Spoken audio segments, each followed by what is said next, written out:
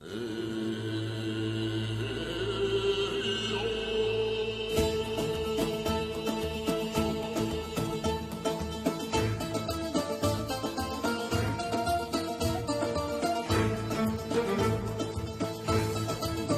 علیکم ناظرین، آپ دیکھ رہے ہیں قرولش عثمان قسط نمبر 40۔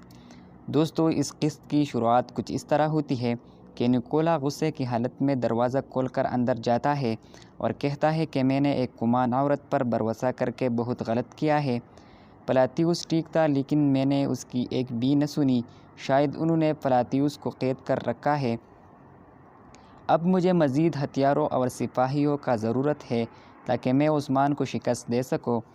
نکولا اپنے ایک سپاہی سے پوچھتا ہے کہ اس سب کے باوجود کیا روم مجھے مزید سپاہی دے گا؟ سپاہی جواب میں کہتا ہے کہ بدقسمتی سے نہیں دے گا۔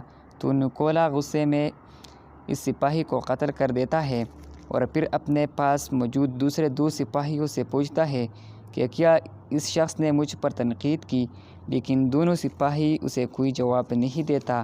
پھر نکولا کہتا ہے کہ روم مجھے یہ سپاہی دے گا یا پھر میں اسے ہاتھوں سے حاصل کروں گا۔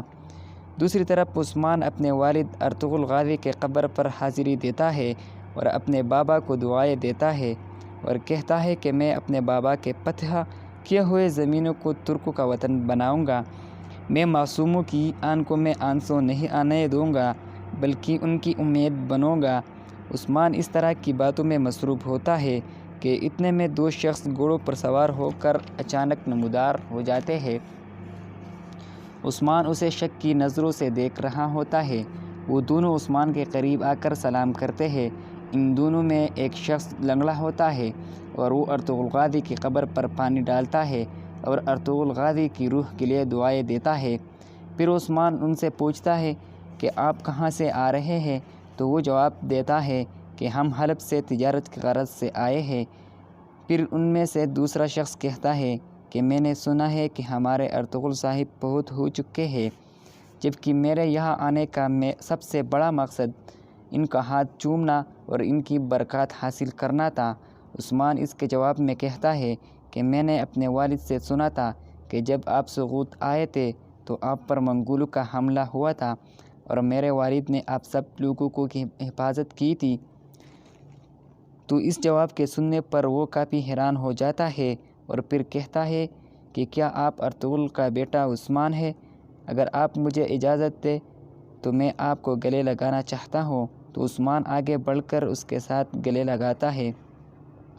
دوسری طرف لینا خاتون ساوچی کے ساتھ خیمے میں بات چیت میں مصروف ہوتے ہیں۔ لینا خاتون ساوچی سے کہتی ہے کہ آپ نے مجھ سے اور قائیوں سے جو وعدہ کیا اسے پورا کرنے کا وقت آ گیا ہے۔ اب جاؤ اور سردار بن جاؤ، میں اس کی منتظر ہوں گی۔ تو ساوچی جواب میں کہتا ہے کہ خاتون آپ پریشان نہ ہو، اس جرگے میں ہی سردار بنوں گا۔ دوسری طرف کوکتوغ اور بوران سپاہی مختلف سرداران سے مل کر عثمان کے لیے ووٹ مانگتا ہے۔ تو دوسری طرف دھندار اور ہزار خاتون اپنے خیمے میں موجود ہوتے ہیں۔ دھندار کہتا ہے کہ اب ریاست قائم کرنے کا وقت آ گیا ہے، میں تمہیں دکھاؤں گا کہ ریاست کیسے بنتی ہے عثمان۔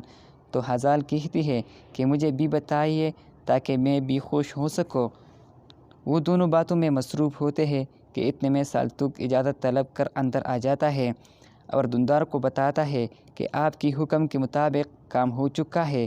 تو دھندار اس سے کہتا ہے کہ کھل کر بات کرے تاکہ ہزال خاتون بھی جان سکے۔ تو سالتوق بتاتا ہے کہ میں نے آپ کے حکم کے مطابق سونا سرداروں میں تقسیم کیا ہے، ان سب نے آپ کی حمایت کا اعلان کر دیا ہے۔ دوسری طرف عثمان اپنے سپاہیوں کے ساتھ موجود ہوتے ہیں۔ عثمان کہتا ہے کہ سپاہیوں کیا آپ تیار ہیں؟ تو بوران جواب میں کہتا ہے کہ ہاں، لیکن دھندار بے نے سرداروں کو سونے کے ذریعے خرید لیا ہے اور یہ بات ہم کو سالتوق کے ذریعے معلوم ہو چکی ہے۔ اتنے میں ایک سپاہی آ جاتا ہے اور عثمان کو بتاتا ہے کہ جارکوتائی آپ سے ملنا چاہتا ہے۔ تو جارکوتائی اندر آ کر عثمان سے پوچھتا ہے کہ جرگے کے دن آپ یہاں کیا کر رہے ہو؟ تو جارکوتائی جواب میں کہتا ہے کہ اگر آپ سردار نہ بنے تو معاملات خراب ہو جائیں گے۔